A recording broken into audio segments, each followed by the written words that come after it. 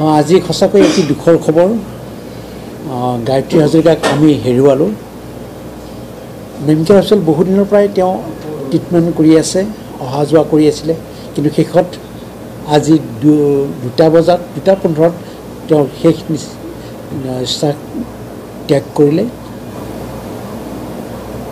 তেখেতৰ এটি দুৰাৰোগ্য ৰোগত ভুগি আছিলে বহুদিনৰ পৰা। আমাৰ নেমকেয়াৰলৈকে অহা যোৱা কৰি আছিলে। যোৱা 3 দিন আগতে তেওঁ আকৌ এডমিশ্যন হৈছিল আমাৰ নেমকেয়াৰত। হৈ যোৱাকালি আমি ICUলৈকে ভৰ্তি কৰিলোঁ। ICUৰ পৰা আজি তেওঁৰ শেষ নিশ্বাস ত্যাগ কৰিলে। কিমান দিনৰ পৰা এই ৰোগটোত ভুগি আছে? প্ৰায় এবছৰৰ পৰা তেওঁ এই ৰোগটোত ভুগি আছে আৰু ইতিমধ্যে তেওঁ অসমৰ বাহিৰৰ ঠাইতো গৈ ট্ৰিটমেণ্ট কৰিছিলে, কিন্তু শেষত নেমকেয়াৰত তেওঁৰ শেষ নিশ্বাস ত্যাগ কৰিলে।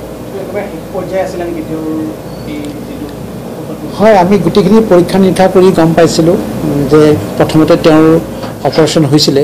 অপাৰেশ্যনৰ পিছত তেওঁ যিখিনি ট্ৰিটমেণ্ট কৰি থাকিব লাগে, কনজাৰভেটিভ ট্ৰিটমেণ্ট কৰিব লাগে, সেই ট্ৰিটমেণ্টখিনি বহুদিনৰ পৰা ইয়াতে কৰি আছিলে, বাহিৰতো গৈছিলে আৰু তাৰপৰা গুৱাহাটীত আমাৰ ইয়াতে কৰি আছিলে। গতিকে যোৱা 3 দিনৰ পৰা তেওঁ অলপ বেছি চিৰিয়াছ হ'ল। হোৱাৰ পিছত নেমকেয়াৰত ভৰ্তি হৈ যোৱাকালি ICUত ভৰ্তি কৰা হৈছিলে। ঘৰৰ মানুহ খবৰ দিয়া হৈছে? ঘৰৰ মানুহ আছে, ইয়াতে লগত আছে একেলগে এই গোটেইকেইদিন। গতিকে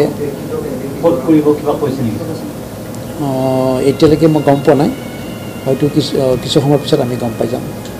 সৰাপাতে শীৰ্ষ গীতেৰে লাভ কৰিছিল তেওঁ সকলোৰে হৃদয় স্থান। শিল্পীগৰাকীৰ মৃত্যুত অসমৰ সংগীত জগতত পৰিছে শোকৰ ছাঁ। বহু অসমীয়া ছবিত তেওঁ কণ্ঠশিল্পী ৰূপে কণ্ঠদান কৰিছিল। এইগৰাকী শিল্পীয়ে 2021 চনত লাভ কৰিছিল তেওঁ প্ৰাগ চিনে এৱাৰ্ড। আজি গায়ত্ৰী হাজৰিকাৰ বাৰ দেৱাসান ঘটে। 45 বছৰীয়া গায়ত্ৰী বাই এৰি থৈ গৈছে তেওঁৰ স্বামীৰ লগতে 2টি পুত্ৰ সন্তান। গায়ত্ৰী হাজৰিকাৰ বাৰ আজি এই ঘটনাই সকলোকে আচৰিত কৰি তুলিছে।